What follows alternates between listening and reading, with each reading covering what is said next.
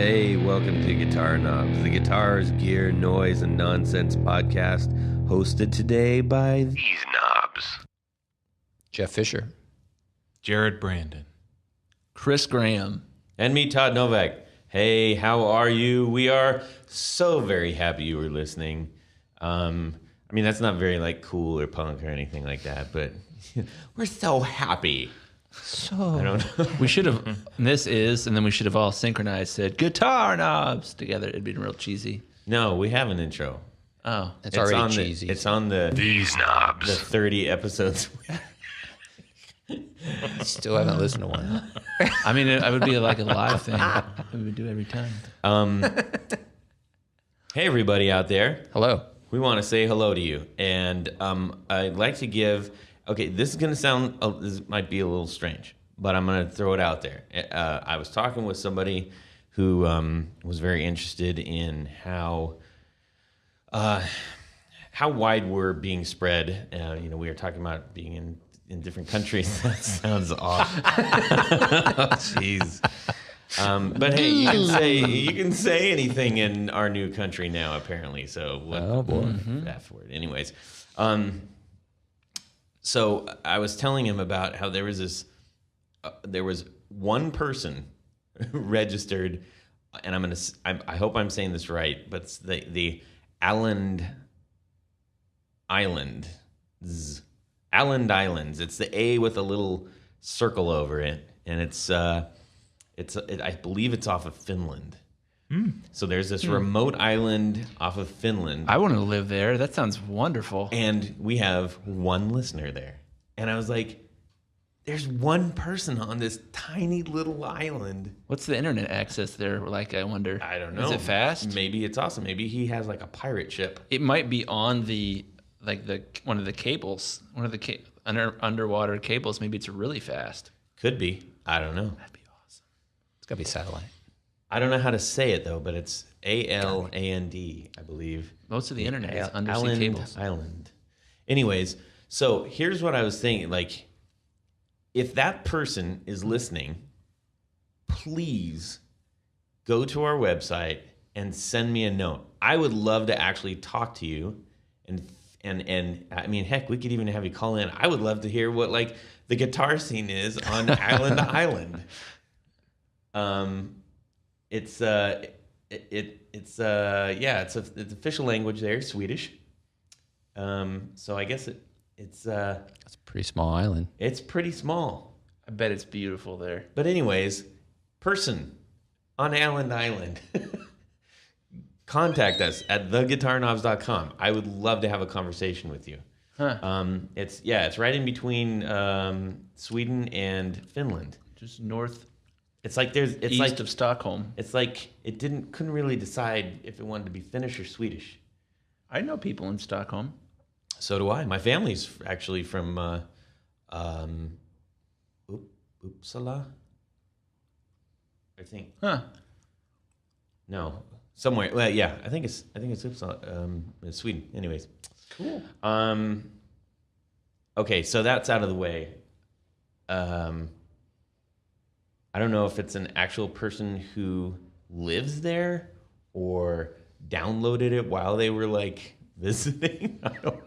I really don't know, but I'm so intrigued. So anyways, hope to hear from you soon.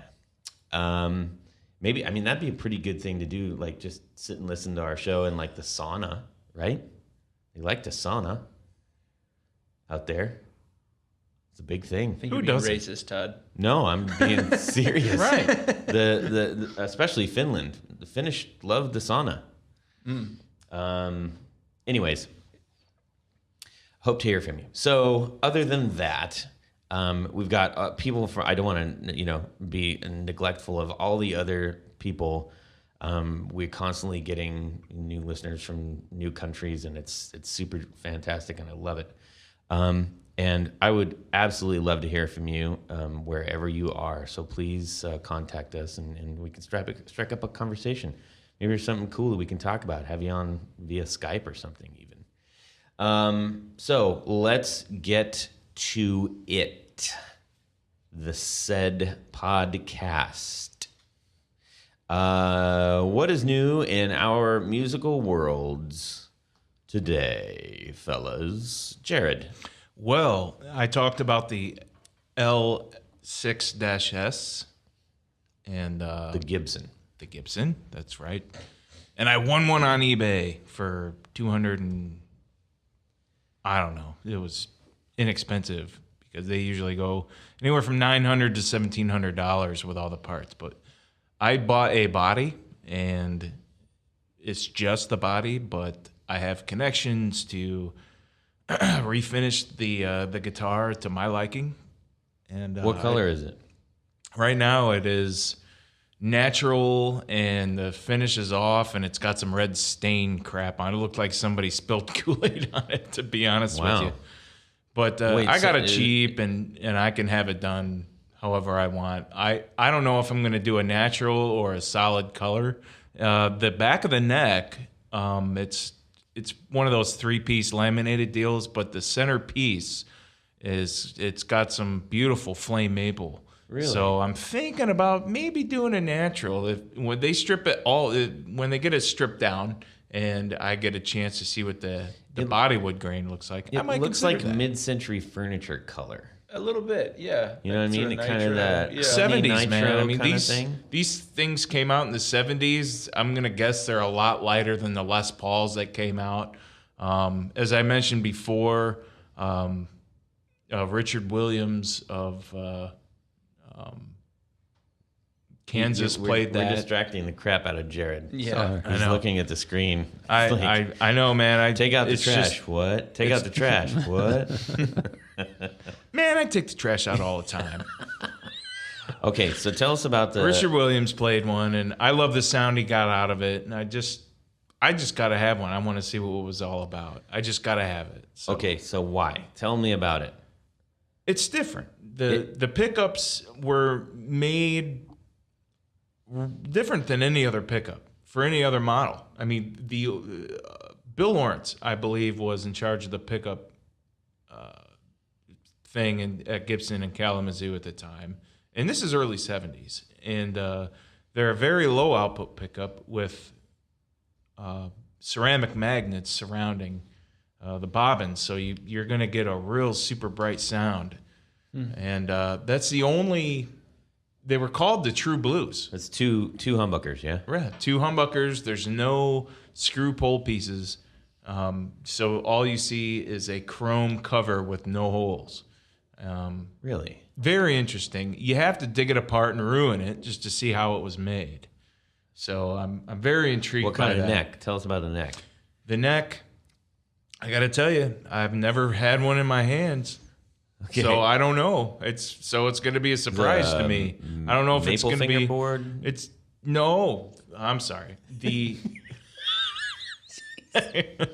I'm all over the place, man. So the neck itself is maple. Like the fretboard is rosewood on this. Oh, So, yeah. okay. So it's it's got a rosewood. Is that common? You see both. I Okay. don't know which one is more common, but We're see both pulling on them here. up on the screen. We're kind of looking at them, but I'm not looking, so I'm acting the like a maple, listener, yeah, so I can. they're known to deem it. have the maple fingerboards. Yeah. That's what they're known for. They so, do. The finish does look very unique. It almost looks like linseed oil. Yeah. Is it It has a gloss on it. pretty though. thin neck? Yeah, it looks like. I think. Well, the body is what I'm saying. It just looks odd. Yeah. I don't put anything past Gibson in the 70s, the Norland years. Yeah. So nothing would surprise me. Guitars, in my opinion, the guitars were not put together nearly as well as they were in the 50s, mid 60s, and then back in the 80s. The quality, in my opinion, started to go up again. Yeah. It has a tone selector, which I like tones. I think tone selectors are kind of cool. Veritone switch. Yeah. And I bought an original wiring harness because I wanted the original wiring. It's hard to recreate those just looking at a diagram. So but everything else I'll probably just, scavenge and put it on there, and Yeah. I'll make it look good and correct. It's got a really neat bridge too. Yeah, that's what is known as the harmonica bridge. They're you see these in the early 70s through mid 70s, and then they replaced them with the Nashville bridge. But yeah, they're they're designed like that, I believe. Tunematic. Yeah, the Tunematic. The ABR1 was the first bridge version that came out, and it said, Gibson ABR1 on the back of it, and then there was a patent number that was stamped on the back. It said Gibson patent number, all these numbers, and then the harmonica came out.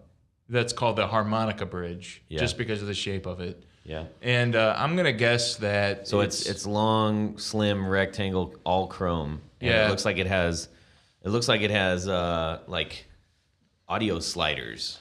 Well, yeah. As the actual saddles. It's cool. I like that. There's a lot more room for intonation on those, but I don't think the looks of them survived. I don't know. I don't know why. I don't know the history of those. It looks like it's a lot costlier to make than a Tunematic too. It's possible. It looks like someone took a single piece neck, like a through body neck, cut a Les Paul in half, and then took the pieces of the Les Paul body and put them on a through neck. It's Well, like a there- super wide Les Paul. Yeah. It's a strange body shape. Yeah, it's kind of like, let's not make a junior. Let's make a thinner body and wider. So let's make But it also has a bevel like a 64 Melody Maker. Let's do So let's do a Les Paul SG mash. Let's mash one together and see what we get. I guess that is a nitro finish. You can see the cracking in one of the pictures we're looking at. So it looks okay, and it's got really cool electronics on it. That There's a nice balance between utility and flair with it. It's like the flair isn't like obvious flair. It's that kind of like, oh wait, there's a little cool thing on it, which I do like. But I can't not see my grandma's coffee table. It's the same kind of wood, the same color, the same like little metal fittings and stuff.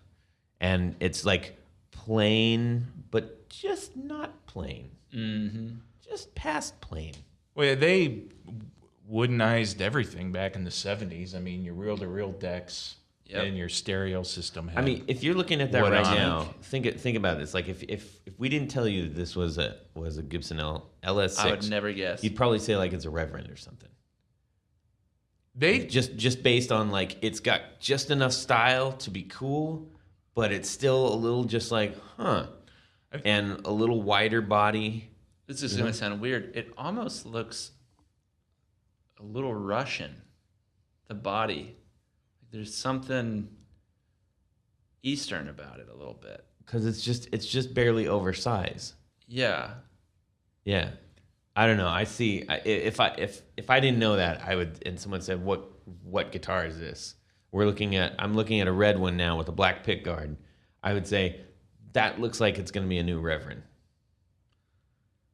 But that's just me. What ifs? Or like a Hagstrom or something. Like it has that. Yeah. You know what I mean? Yeah, it just has that sort of. I could see that.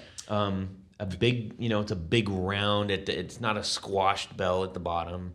It's a big round bell with a large upper Doesn't look American. upper horn. No, it doesn't. it makes me wonder if they built that guitar around the pickups, because Bill Lawrence was known for, coming out with. Bill Lawrence was known for a lot of things. Oh, okay, that's true. But as far as pickup goes, this is his early years, and What else did Bill Lawrence contribute to the guitar world? Tell us. Tell everyone all I know is the pickup thing. That's all I know about Bill pickup Lawrence. thing? His pickups. His pickup design. Okay. And He was the pickup artist? Okay. Yeah, fair game. I'm ready to learn from you if you know something I don't know about Bill Lawrence. No, but I actually don't know a lot about Bill Lawrence. I don't either. He had his own pickup business for a long time, and I think they're still active. But he But worked. he's working for Gibson at Kalamazoo at this He point worked in it for time. Gibson in the 70s, and Is he responsible for this design? I'm not going to say for the guitar, but I know he is for the pickups. And those are known as true blues Bill Lawrence humbuckers because he came in that pickup place, and I don't know who designed the Dirty Finger, but I think the Dirty Finger pickup, you're looking at me like, what are you talking about, dude? Have you ever heard of Gibson Dirty Fingers? No. The pickups? They're a very high output pickup. It's a humbucker, and both of the bobbins have screw adjustment or adjusting screws. Okay. So that's known as a Dirty Finger, and it's very high output. It's very potent. Okay. So this early design of this humbucker that I'm talking about, this what they call it a true blues Bill Lawrence. Mm-hmm. The only model that I can see that those came on was this L6S. Interesting. So the L6S has Dirty Fingers. no, What did I just they're miss? called True Did Blues. I just miss something? Well, the it's got the True Blues. Dirty Fingers came at a later time. Gotcha. And the True Blues are one of his earlier. I'm gonna guess they're one of his earlier designs. So it's just a lower output. It's a very low output, but a high magnetic field. Very powerful magnets. Now we're getting somewhere. Same as the Dirty Finger, except for Dirty Fingers are like 16K, and so they're very hot. Jeez. And yeah, these True Blues are a low output, like a 5.6. Wow. They're much lower than a normal humbucker. Interesting. So they're gonna sound real MIDI and Man, I really want to hear this thing now. I want to hear it too. And I've never, Damn. like I said, Richard Williams of Kansas played one of these Yeah. for a long time. I don't know what he actually recorded with. I just know he played one of them. Yeah, Bill Lawrence is old now. And what I wanted to say earlier when we were talking about the hardware is I think during this time as well that Gibson was actually importing German-made parts. Really? Like I think their early Tune-O-Matic bridges were actually from Germany. Really? Would have been a great place to get cheap manufacturing back then Yeah. in the 70s. Man, so much of okay, so you got to keep us posted. We're going to post, maybe can you put up, we can take some photos and stuff? Absolutely. I would love to do the setup on that if you ever, if you don't want to ever needs a new nut or something like that, I'm happy to do it for you. Chris, what's going on? Let's see. I am an audio mastering engineer, so I'm in recording world all the time, but I don't normally record. And this week, my brother, he's a marching band director, so he had me record his band, which was fun. The whole band? It's 250 people. What? They're a high school band, but they're one of like the top high school bands in the nation. That's Wow. Grove City High School, Columbus, Yeah. Ohio. So they're crazy good. They're better than most colleges. And so I bought new mics for this project. How many mics? I did it on just a pair of mics and then had a backup pair that recorded to a separate system. But I bought AKG 414, C414 mics, and they were always my favorite at the first studio I worked at. I've never owned a pair, and it's like the sound of rock. Really? When you listen to these things, they're like AKG 443? yeah, that top. Oh, one yeah. right there. Okay, yeah. Oh, my- That's what you kind of classically see draped in front of an amp. Yeah? People use them on amps, they use them on drum overheads, but it's making me want to record again because I plugged these bad mammy jams in and started goofing around with them, and I was like, oh, Damn. My voice sounds so good on these. So, okay, wait a minute. Okay, so I'm picturing there's 200 people there on a field. They were in an auditorium, and when you record a band like that, you take a pair of mics and you put them on a really long pole to get above the band, and then you point them down at the band. And the recording turned out great. Here's a question. So, with that pole, like obviously the longer the pole, potentially the more accentuated any movement you're going to have at the end of the pole with a weight on it. Well, the pole doesn't move a whole lot. The big idea of having a tall pole Excuse me. And same thing at a rock concert. If you're going to record a rock concert, you want to put the mics on a big tall pole in the middle of the room so that you get good balance. As you get them into the middle of the room, it's not like you're not going to have someone that's standing right next to the mics and you hear them talking, during the whole concert. So same concept where you're trying to get balance between all the instruments. Yeah, you want to give the listener the experience that they're there. Exactly. Yeah. So we use a stereo pair, and man, wow. Those mics I almost brought them tonight. They sound so good. Yeah, next time bring them in. It'd be cool to just not drop them. Indeed. I love microphones, man. I had an obsession with microphones when I was a little kid. Microphones are flipping cool. They are cool. We're using Heel PR40s. They're like podcasting mics. These AKGs are very different. They're like the Swiss Army knife of recording studios because you can do basically any polar pattern, pickup pattern. So you can be super directional or totally non-directional, and everything you put in them sounds it's a diaphragm mic, big and thick. Right? Yeah, it's a large diaphragm condenser mic. But wow, that's cool, man. It was buy one get one half off. So I couldn't resist. So it's still like it was a lot. It was like $1,500-$1,600. Yeah. It was like $1,600. Damn. I have the little sister or brother of this guy. What's that? The 214. The 214 is great. That's right. Yeah, I have one of those. They're wonderful. Yeah, AKG does it right. They're made in Austria. You're our friend in Finland. Sort of. I mean, he can get discounts. In the sense that they're not here. Yeah. But yeah, they sound great. That's cool. Indeed. Jeff, what's going on? So after our last podcast, I stole that Wampler pedal. Tell us about that pedal. That pedal was fun, and isn't it nice? So thick. It was thick and fat, which is so good. So good. I mean, considering where we are now, like our first 5 episodes was just laden with that kind of thick, jokery. Fat, warm, jangly. Yeah. Jangly. All right, so tell us about the compression fun times. It was thick and fat. Okay. So you were surprised. You said you were surprised. You were. Yeah, I mean that tone of that thickness is something I've always tried to get. How do you get it? And now I know it's the pedal, that compressor pedal, man. It just specifically the wet dry blend. Yeah, that was nice. Very nice. Yeah, tried a couple different. I tried every setting just to see the range it could do. Mm-hmm. Did you do like he said, like put it on a sample? No, I just messed around with it. I didn't get into that. One's a lot easier than to learn, even though it's got more knobs. Like you turn that sucker on, and it's immediately like, it's pretty simple. My gosh, my tone is so thick. Love it. It's a beautiful thing. So I might have to get one, but I don't really need one. But I might have to get one. You kind of need to get one. I don't know if I need to get one. Wampler. Yeah. Well, compression.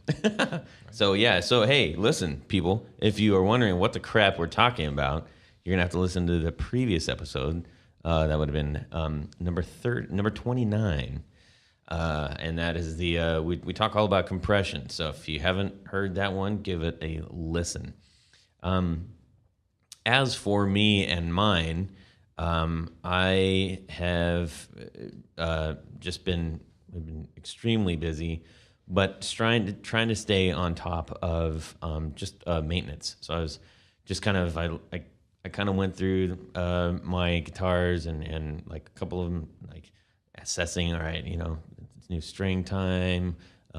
Just making sure everything's nice and I'm not getting any crackles on the pots and stuff. So I like to do that like at least twice a year, just kind of go through them all and make sure everything's all nice and tuned up and gives me something to do.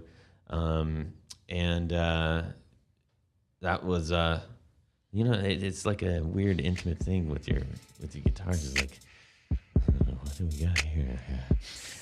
Take your strings off. It is. It is. It's like a, yeah. Yeah. Let me take your strings off. Let me rub you down with this lemon oil. Yeah. Anyways, that's getting weird now. So yeah, I was just doing that. And that also, the nice thing about when you do that is that not only are you going to keep your pots nice and loose and smooth and non-crackly and junk, loose and smooth. What do you use? Do you use the electrical spray cleaner in your pots? Well, before I just dump that in there, if I get any kind of crackle or whatever, I'll just sit there and twist work it, it back like and forth. work it back and forth, real slow, sometimes a little bit faster. Work it. Dude, you guttered. Work it. But no, I mean, if you just, it has the ability to kind of heal itself unless it's gone for a long time without it. So you just get in there and give Up it, and you down, know, up and down. yeah. If it's too dry and crackly, you just spray the lube. Yeah, tune in Tokyo. Whoop, whoop, whoop. Anyways, so anyways, what I was saying after that, you know, you go through each little part and you know, check them all out, and then you end up playing them. So, which is different than if I would have said, I'm going to sit down and play every one of my guitars this week. That's almost like a forced sort of It's way got to of happen doing it. naturally. Yeah. So you know, you get familiar and you remember, oh, you know, I know what I like about this one. Oh, I'd love to play this particular song on it while I'm doing the intonation, just making sure everything's kosher. So that's what I was doing, and it was super fun, and I liked it a lot. So that brings us to our main topic of the podcast, which is gigging stuff. You know, I think there are aspects of our playing life that we enjoy just doing it at home. And then there's also stuff that we like, you know, we gig out. Hopefully, if you have never had a chance to go play a gig for whatever reason, that sometime you do. It's a pretty fantastic thing. But when you do go and gig out, it requires sort of, you know, a different kind of setup, a different kind of mentality. You're not just grabbing your guitar and plugging in at your house and your slippers. And it's like, you kind of have to be prepared for anything. And that's what we are talking about today. Like, how do we go about gigging? How do we prepare ourselves to go do that? I think in depending on what you're into, you know, there's you hear the term like a go bag or you know, a bail bag, or I call it my everything bag. yeah, everything bag. It's like, I need dehydrated food. I need a Mylar. I need a Mylar blanket. And Oh, you were kidding. I actually No. have those things in my everything bag. so It's a big bag. It's yeah, gonna be a so big bag. It's big. Is that like a mine- backpack? It's like a satchel. well, a why don't you man start? satchel? Why don't you just start? I Wait. Hang on. To clarify, just in case somebody's like, what the hell are you guys talking about? When you go to play at a gig, Need a bag. You have your guitar Or a satchel.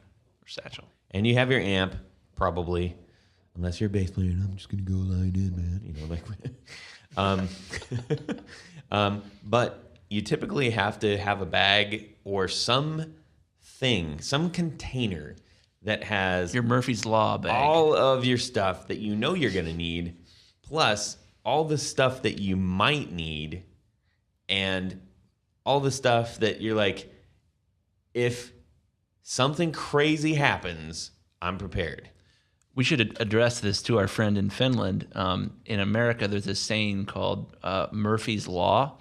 It's this thing, and basically it's this idea the law is whatever can go wrong will go wrong. Mm-hmm. You need a gig bag to ensure that you can handle when Murphy's Law strikes at the gig, Right. because it will. Yeah, and Every time. and it's when you think you don't need it that it absolutely will. Yes. You can go years and years without packing, you know, a certain element. I won't give anything away, but you know, If you only You bring can have 5 it- strings, Yeah. and the string you don't have is the one you that's will break. the one you're gonna break. Yeah, Murphy. Anyhow, all right. So, and the cool thing is here, we've got different elements. So we got bass and guitar. We've got like stereo guy, stereo guy, True stereo. stereo amp guy, and we've got I'm all in one to Mr. Bojangles acoustic jammy jam, and then we have like Hey, rock Mr. and roll, Tambourine Man. rock and roll Sorry. guitar and vocals.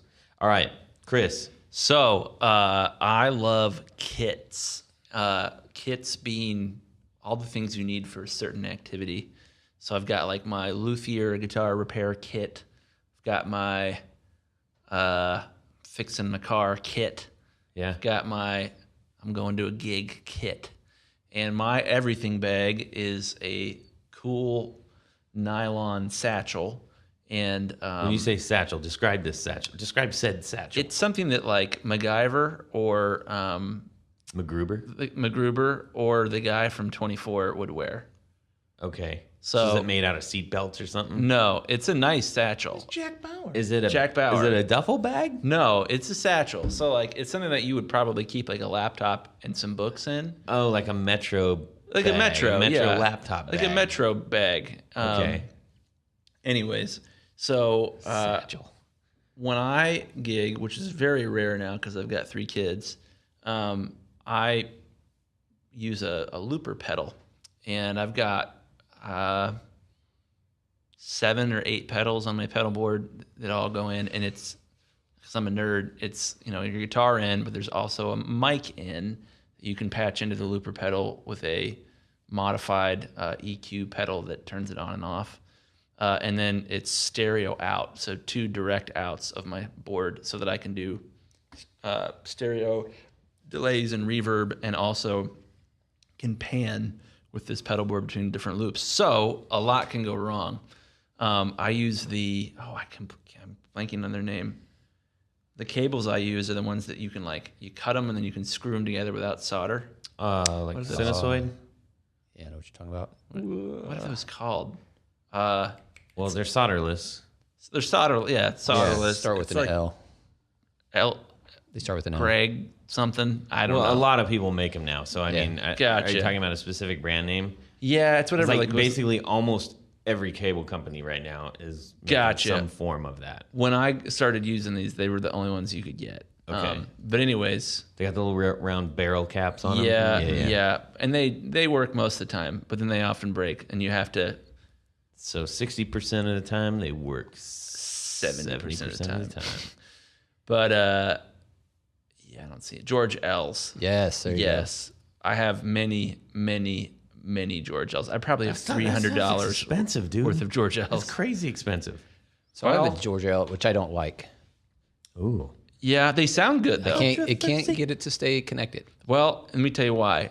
If you're using the George L's, you must use a very specific type of wire cutter. You can't use the normal wire cutter because you have to get a perfectly squared off Square edge. 90 degree. Oh, so you have to use like a pet toenail clipper type thing. Sorta. Yeah, exactly. That's exactly what you have to use. If you don't use that, they don't work. So otherwise you're pinching it and it's it's going to make a little piece of licorice. I have like a special wire cutter that I use when I'm making them. Anyways, my bag. So in my bag, I always have extra George L's, extra George L cable. I usually have gaffer's tape, and we were talking about this beforehand. I forgot a guitar strap one time, so I made a guitar strap out of gaffer's tape, and it worked great. I still have the guitar strap. Okay, and we're talking about gaffer's tape.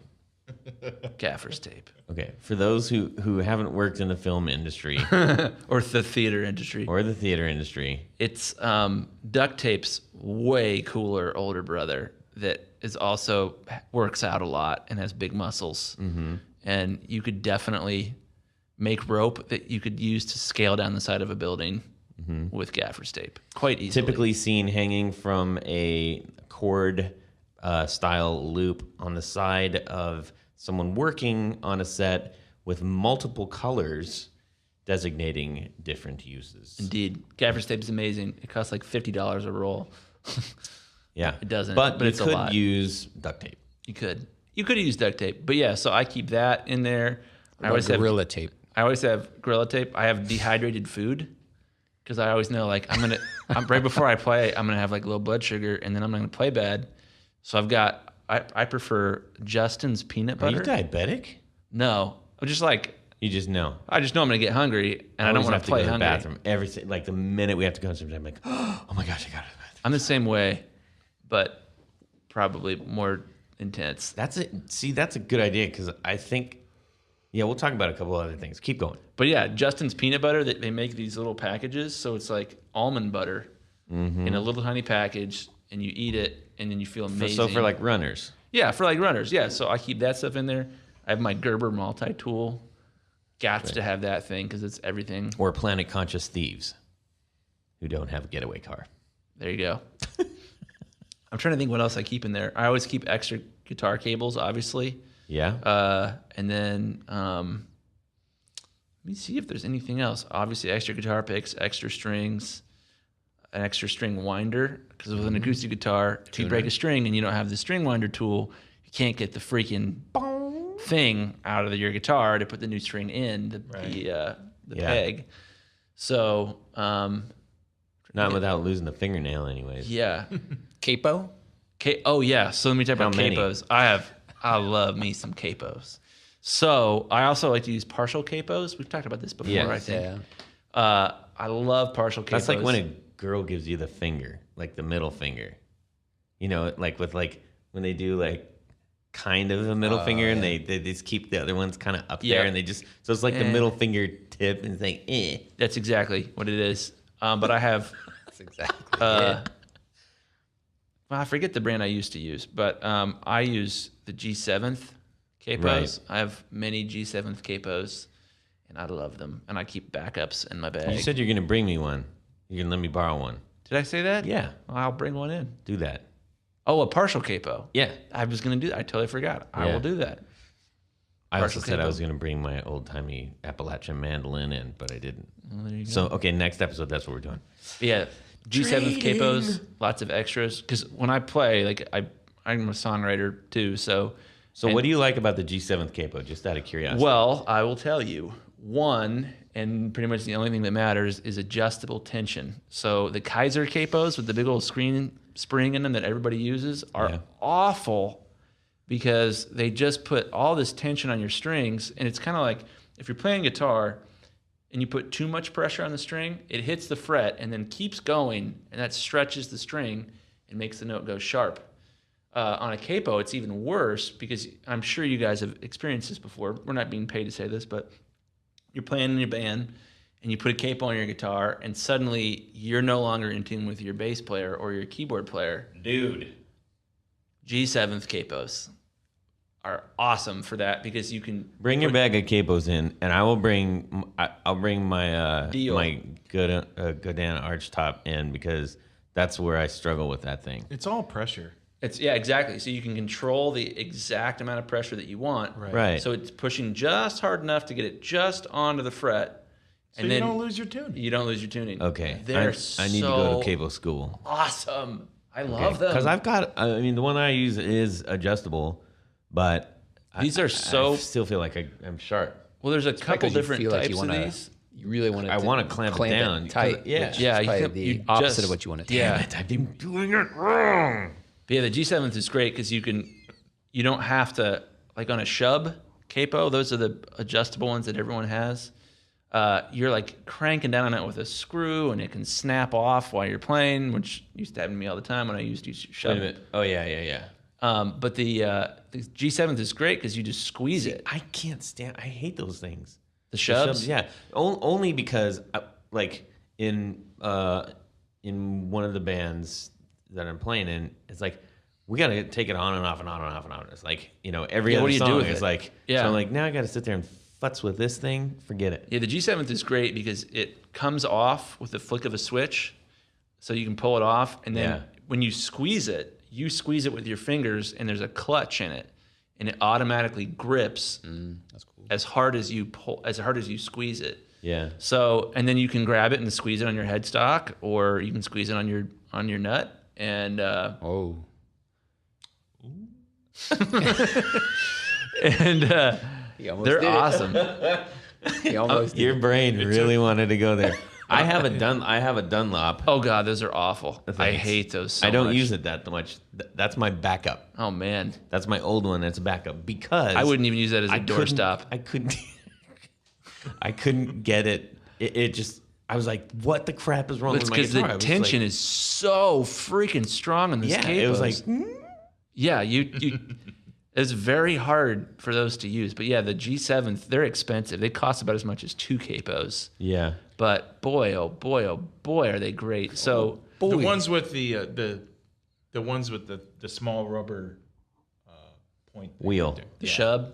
Yeah, the shub. Yeah. The Shubs are okay from an intonation standpoint because you can adjust the tension, but they're very difficult to adjust the tension, and most necks have at least some taper to them. Yeah. So if you want to cape on your second fret, it works great, but then you want to cape on your 5th fret, and suddenly it's way too tight with a Shub. All right. G7 takes care of all that. All right. We're gonna have a capo time next time. That's Sweet. What we're gonna I talk think we about. just did it.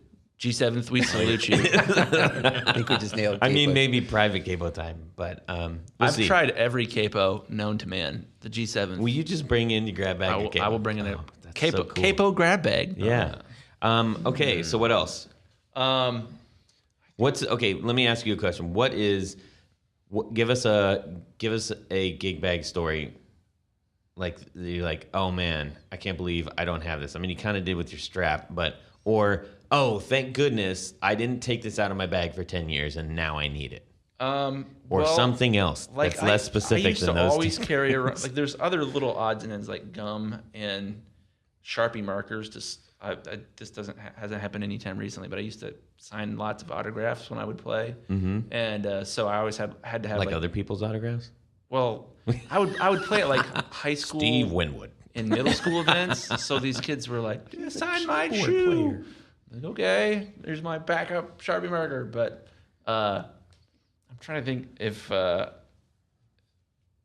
mean it's Murphy's Law. It was always like whatever I had forgotten to put in there, that was what I needed that night. And I mean that's happened 100 times at least. Of I didn't bring my extra capo, and I lost my other capo, and now I need my backup capo. Well, and also if you're playing with a band, band members are notoriously not, for whatever reason.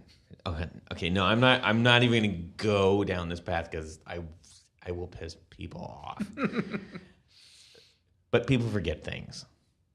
Someone has to have something. You to almost hand out. have to have like for other people, even if I don't need it, make sure that you bring it. Like I don't need 3 capos, but if for whatever reason mine breaks and the other person definitely won't bring theirs, then you got it. Yeah, we do stuff with. I'm involved with Young Life, and it's like a Christian ministry thingy. I'll play guitar at sometimes, and so with that, there's always like slides that they project on the screen. So I always have to have like a video cable because the video guy forgets the video cable, or a thumb drive to have all the music sheets on for people. So yeah, there's all kinds of extras. Interesting. Indeed. Man, oh man, well that's quite a list. That's probably only 2/3 of it. I've forgotten most of it. It's nice because it's got all these little like pockets in it, and each pocket is like it's got something this buried is in it. extra wire related things, and this is extra guitar mechanical 9-volt battery. As an acoustic guitar player, it got to have the 9-volt batteries. Yeah, that's right. Yeah, 9-volt batteries. and lithium. Okay, Jared. This green flight bag was really important to me. That's what I used to Was put it all your my, own personal one? It was, and I got it when I was in the military, and then it's kind of special to me. So when I play like out, one of those big giant duffel ones where you carry onto the. No, it's a little larger than a bowling ball bag. Oh, Is it And weird it's- for me to say I that know what you're talking about. sight unseen I have bag envy? I want this bag. This sounds great. it would be weird if you said second. I will try to remember to bring it in to show it to you. Yes, please bring in your bag. I know Yeah. exactly what you're talking about. I have no idea, but it sounds great. That's cool. I know. Yeah, they walk out with them. Yeah, it's a flight bag that's used for a helmet and who the hell knows what else they put in there? I don't know. I was A not Mauser. right. I was not in the Air Force or anything like that. I was just whatever. So anyway, that was important to me. I also had a leather satchel that I kept all my picks in, and I would buy picks in bulk, the orange Dunlop picks, and I had one of those pick sleeve deals that you would put on the microphone stand, and I would load that sucker up because I am clumsy and I would drop picks all the time. So you had a whole satchel of picks. That's right. I do. I still have it, and when I play picks. out, I still use the same stuff, man. So all that stuff that those are just little things that I personally have to have for myself. And when I'm at home, though, But wait. Okay. You just talked about a bag, and you said you got a satchel of picks and maybe a couple pedals. But like, amp wise, what else? big stuff. No, little stuff. Like what's in the bag, Dad? What's in the bag, man? Well, for instance, A 380. I got it out the other day to take inventory of what I had in there, because if I haven't gigged out in a little while, and I go to check out and see what's in there, I like to surprise myself with things I forget about. Like the other day, I got it out and I pulled out a glass slide. I was Ooh, like, yeah. oh, I forgot I had this. Oh, that's always Yeah. fun. Where did that go? And then you Like, find it yeah, usually. when you gig out and It's you like need leaving a something, Hershey's Kiss in your Christmas stocking. it's a little surprise. So when you're gigging out and you're at the show and you're getting ready, you're looking for that one battery, right, to put in your, your wireless guitar unit, wire, whatever. And I always had trouble confusing batteries that were half used Yeah. to new battery. I hated that. I find it's useful to develop the skill of, I'm dead Throwing 'em serious, away. of Putting being able your to tongue. taste Yeah. Oh. how much Yes. electricity is left in a 9-volt battery. A 9-volt. Yep. You just put it on your, Oh, yeah. Tongue. Yeah. your tongue. I can taste a live battery versus almost live battery. So a special piece of equipment. Just okay, for those out there, don't lick the sides. Just like that's Just where the acid put is. the two just on the contacts terminals. on your tongue. Touch the terminals of your tongue. Funny story. Sorry to interrupt. Go ahead. When I was like 14, I had braces, and I was like, what would happen if I dude, touched we all did that. That's a 9-volt that's battery the to my dumbest braces? thing. It was one of the most painful experiences in my life. God. Ugh. I passed out and came to before my face hit the table. Wow. I was out for a good half a second. It was is insane. awful. The reason I'd been electrocuted by tube amps like dozens of times, like 300 plus volts. But this little 9-volt through the skull. Oh man, it's the most sensitive part of your like teeth. Teeth are gracious. it's the worst. Oh my gosh, that hurt so bad. One of my favorite pieces of equipment that I use is, and I still have it today, and I try my best to keep this thing going. It's an old Audio Technica. I'm sorry. Wireless guitar cord unit. Oh, yeah. And it actually has an effects loop built in, and a small button with a little wire that hangs from the pack, and you press it, and you can go through it's a wet dry switch essentially. It's pretty awesome. But why the hell do you need that when you have pedals? So I don't remember if I actually used that or not for live situations, because you got to fumble around and find it. But it had a Velcro that you can actually Velcro to your guitars. Well, I have multiple guitars. I always took 2 or 3 guitars with me, more than 2. And nowadays, I only take 1 guitar, and I'll explain why. But anyway, that was a great piece of equipment that I have. And So why only 1 guitar? Isn't that setting yourself up for just the Murphy now, law? Yeah. I had a guitar built for me from a fella named Denny Kopp, and he builds jazz guitars. But I had him build an electric acoustic, and it's mainly an electric guitar, but it has one of those piezo pickups in the bridge. Hey, Piezo. PAs. You know, piezo pickup. Oh, that's the one that you let us borrow. That's right. That's like a super expensive guitar. It is super expensive, Oh, yeah, but it that's sounds fantastic. That I had designed so you could play acoustic and electric at the same time. You can split the signal. You know, the acoustic signal is going through a Fender The acoustic Ellerbags amp. X Bridge that you used on there. It's like a tunematic with a piezo output. That's exactly what it is. Yeah. And you know, your regular pickups to sound electric, so you can run that at the same time. And I had switches, and I have switch pedals on the floor, and so I could switch back and forth. It was a great utility. Me being the only guitar player in the band, Yeah. it works out perfect. Do you have any Gator gum? I don't know what the hell you're talking Yeah, about. remember the Gatorade gum? No? Oh man, that stuff was great. That was like chewing foil, That was like the the worst sensation ever. of chewing foil with fillings. I Of would course, like they don't some do those right kind now. of fillings anymore. Yeah. Either. I just dated myself. Damn. All right. Gator gum. Okay. Well, we can't wait to see that. See the sack. See the sack? I'll bring both of them in. Hefe, Yeah. do it to it, brew it. So when I got into the world of bass, the whole goal for me was like simple and small. Basic, you might say. Well, you could say Oh, basic. oof. Could. So Sorry, that was low of me. Yes. So my gig bag is actually the guitar carrying case. So the amp I bought was a GK 500, so it's tiny, It is. That is. It's like as big as a glasses case about that big, which is what, like 5 or a by large sandwich, 9 inches or so, which or is a large sandwich. It's like a large sandwich. Large sandwich. So that fits nicely into the pocket. All the cables go in there. then you can go line in. You can't. What? What? What? What'd you say? Yes. Okay, I agree. 'Cause then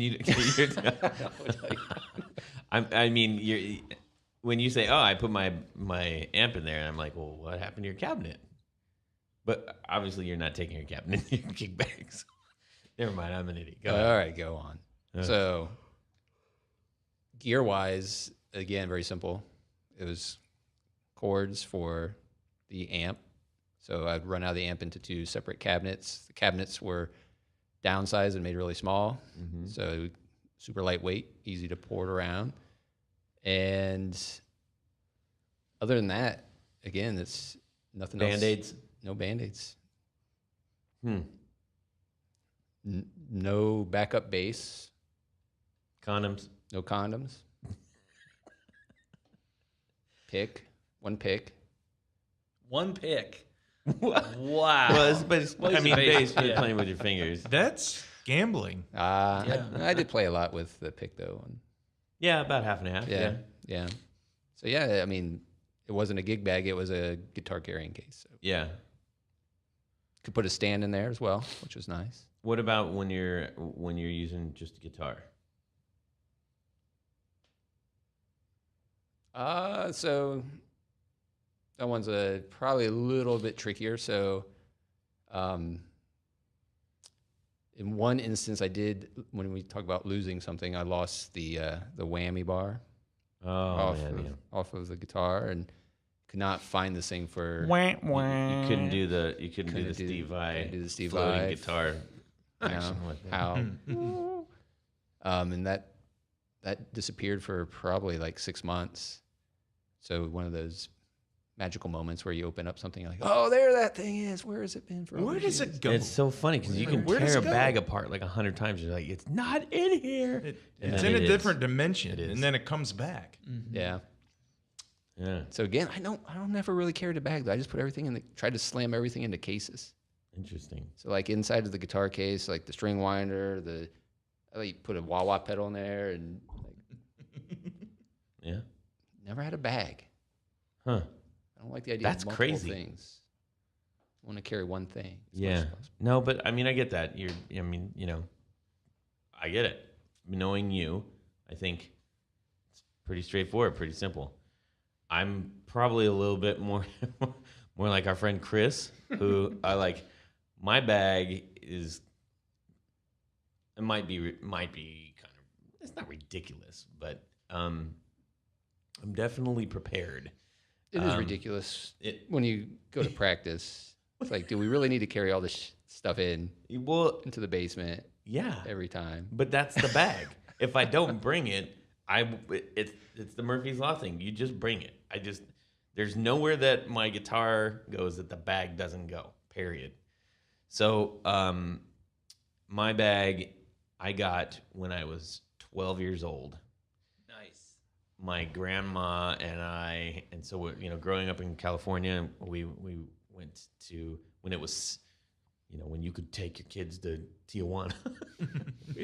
went down to Mexico, and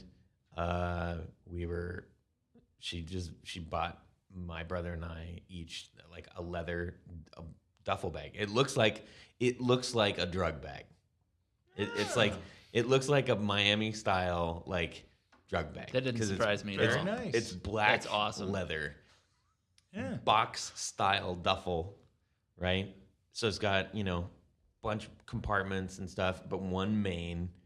And yeah, if it looked like if I was carrying that down the street, you'd open it up and find like kilos of whatever kind of 8 balls.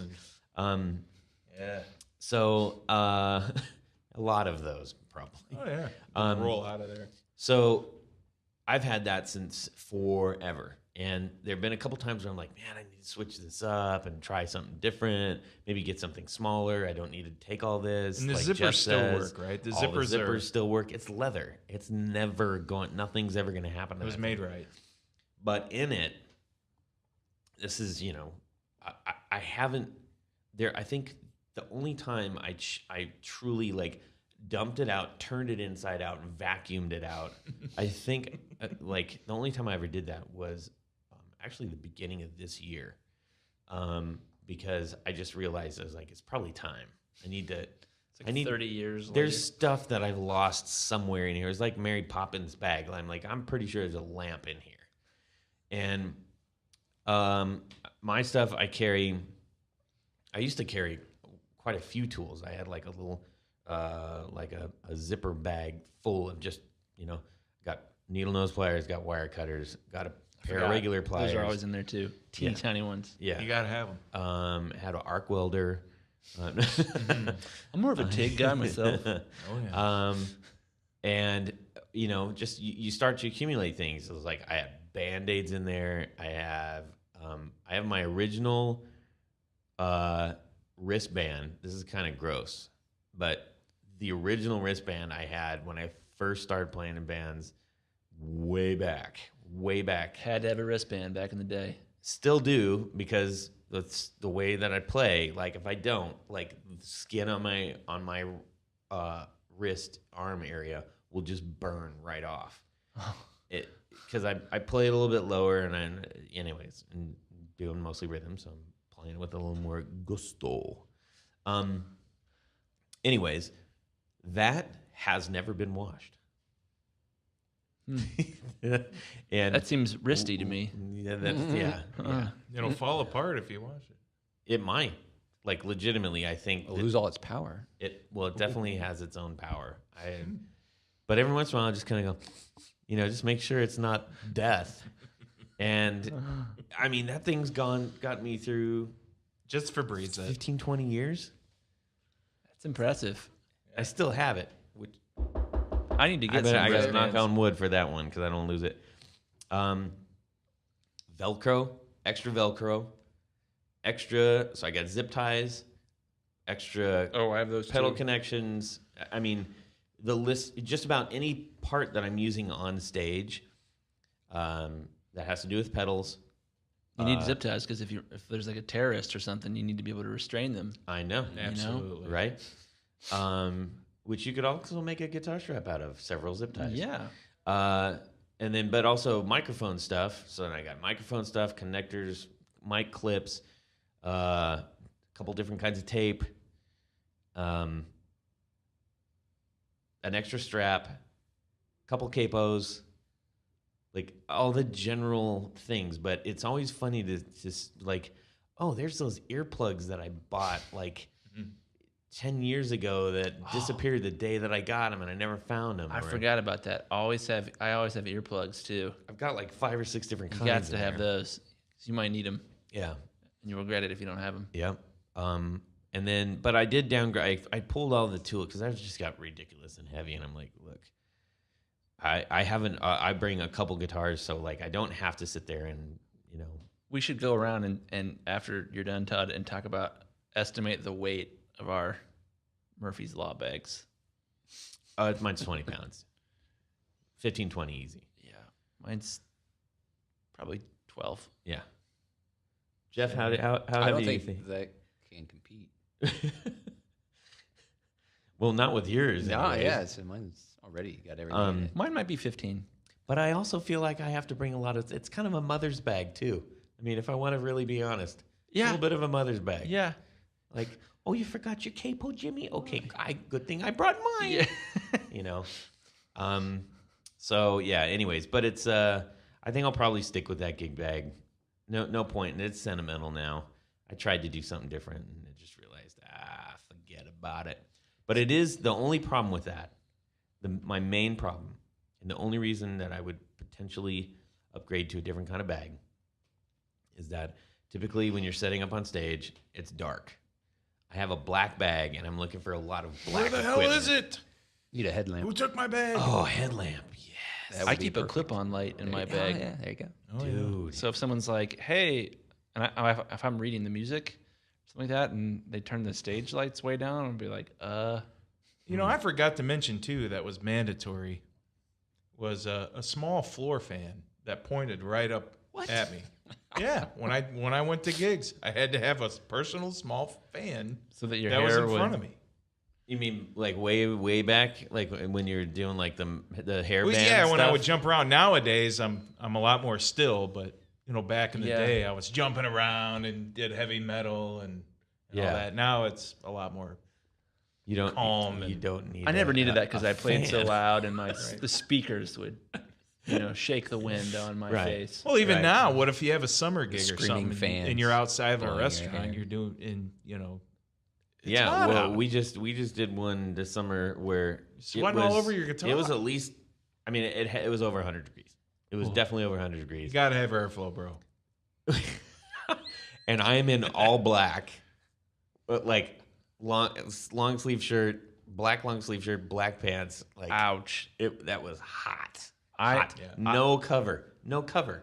I No left cover. out an essential item that I have during the summer in my gig bag, and that is a small blue bottle of Gold Bond. Oh yeah. That will save I have your nasal life. spray in mine. I do nasal spray because I guess when I'm singing, I can't be having my nasality happen. No. So I keep that. And this is the biggest one. Okay, listeners, this is the biggest thing, period. If you put nothing else inside your gig bag, okay, liquid Band-Aid. Liquid Band-Aid. I have to agree with that. If you don't know what liquid Band-Aid is, I don't. it is essentially You don't have that? No. military. I have it on my finger right now. instant coagulation. It's essentially military used it in a field, and it's like, I mean, you could say it's super glue or it's nail polish. It's like both, but it essentially is. Did you just say snail polish? No, nail polish? Oh. What? Snail polish? Oh, no. I wanted. That's why I asked. Okay. That's actually kind of a funny idea. Like It'd be a great product. Snail polish? no, but to actually like paint snails. There you And go. then if well, I have them in my aquarium. That would actually be kind of like crazy. It'd probably be better with like hermit crabs because it's like not probably actually do that, their too. shell. Hermit crabs are stupid. Yeah. Anyways, unless you have them, that is great. I'm all for it. But that guy in Finland No, has them. but seriously, because like if you're in a winter or a climate, what am I trying to say? If you live somewhere where climate fluctuates, right? So We do. We're in yes, Ohio. In California, I never had to worry about this. Now I'm in Minnesota and Ohio, and it's like, We whoa, should my explain- fingertips are splitting. We should explain. I don't think most That people will help it. understand what Ohio and the United States means as far as it gets down to negative 20 in the winter, and it can Not get here, it doesn't. It In did Minnesota, last year. it does. A little northern once in a it can. while. negative. The coldest it gets is about negative 17, 18, 19 Fahrenheit. Our listeners aren't going to have any idea what I'm talking about. No, That's warm. especially all the South American Yeah. ones. But It's like- anyways, so it gets Sorry. cold enough to and to where the moisture in the air gets sucked away, and your fingers will dry and split. Or let's say you get in a bar fight or something, whatever. But if you're sitting there and you're ready to play, and all of a sudden you got a cut or something happens. For whatever reason, I need this. I've used it plenty, so I don't know if I'm just accident prone. But liquid Band-Aid will save the day every single time, and it's awesome. I think that's it. That's all the funky business. I'm going I to got. buy some liquid Band-Aid. Dude, I got some right at my desk. I'll show you. It's amazing. I'm excited. Okay. Okay. Our top 4 today is pick backup mechanism of choice. You dropped your pick. You need another pick. where do you dropped get it? Where from? do you go to get the next pick? Oh no! You're in the middle of a solo. What have I done? Yeah. Okay. The girl of your and- dreams is staring at You need you. to pick fast. You're- Yeah. Clock is ticking. Jared. Well, I use one of those pick pincher mechanisms that go on your microphone stand because I am always singing backup. So I always have a microphone stand. They're right in front of me. This thing holds about 9 or 10 picks. I can overload the little pick pincher thing, or I can just have them side by side, not overlapping, whatever I want. It depends what kind of fumbling mood I'm in. So usually at the end of the set, Yeah. the first thing I do is put my guitar down and I pick up piles of picks off the floor. Right. And I reload the thing for the next set. That's what I use, and it's always worked for me. And once you have your system down, it's hard to change. Because I like it's hard those. to get used to. I had one, and then I left it on a mic, and then I was like, this is not a good method for me. Forgot to pick it up? Yeah. Whoa. Damn, dude. Oh, man. So how many picks would you drop on average? Oh, man. Like 4 a song? Well, Not for a song, but I would say for a set of 10 songs, Okay. 11 songs. Maybe 4 or 5. wow. So that's one. That's like one. You're just throwing them out there like Dave Yeah. Mustaine. Just Right? Flame into the crowd. all right. Chris, go. I don't. This surprises me that I can say this. I very, very rarely drop a pick, and I am very strummy. I'm a flat picker, so I'm doing a lot of. I'm sort of emulating finger style, but with a pick when I play. But I very rarely very rarely drop, and when I do, I always keep one in my change pocket in my blue jeans.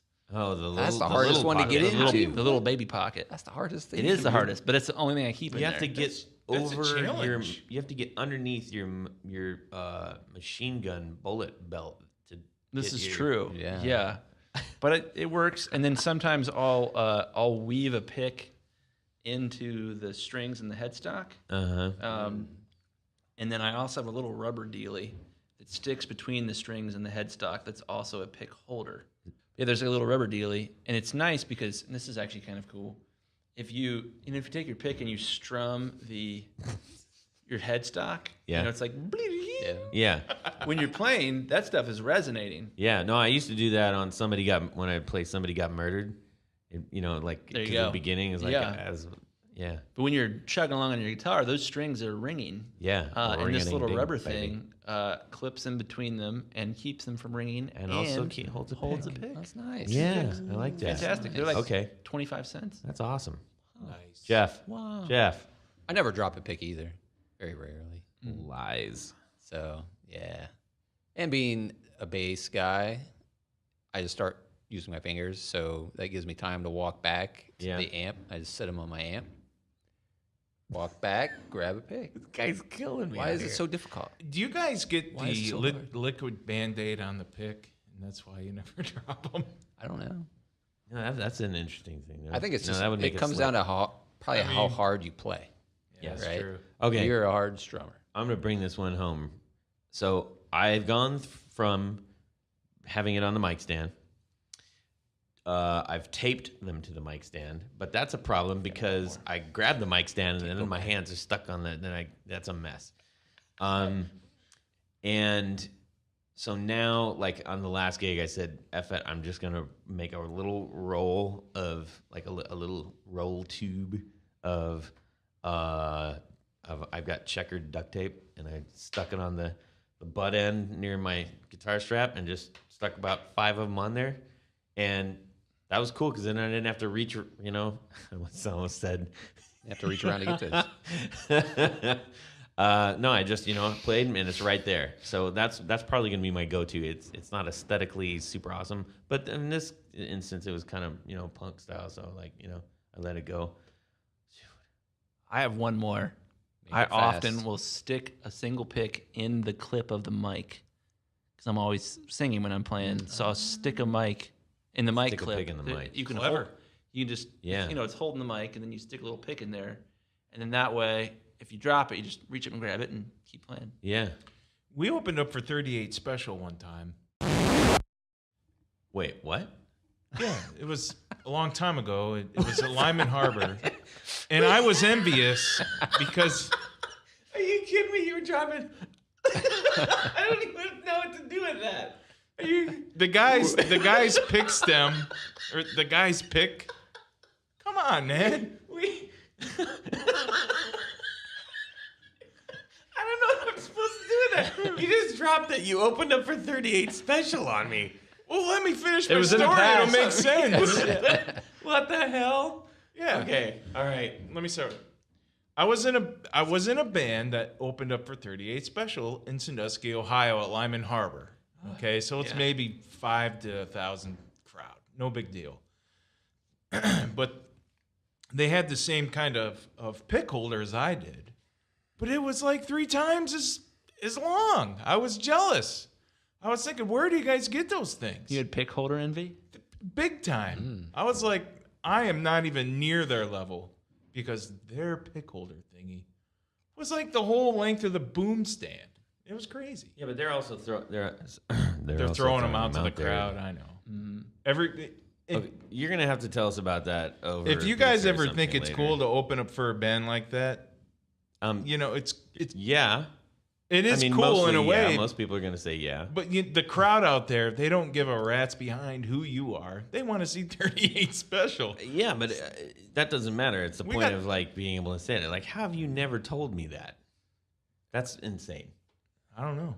Damn. I've never loved was them. fun. What just else because- haven't you told me? Okay, all right, this is nonsense now. Get it? We got to get out of here. What the hell? All right, goodbye, everybody. Goodbye to our friend in Island. Call us. We love you. Send us. Well, don't call us, but get in touch with us.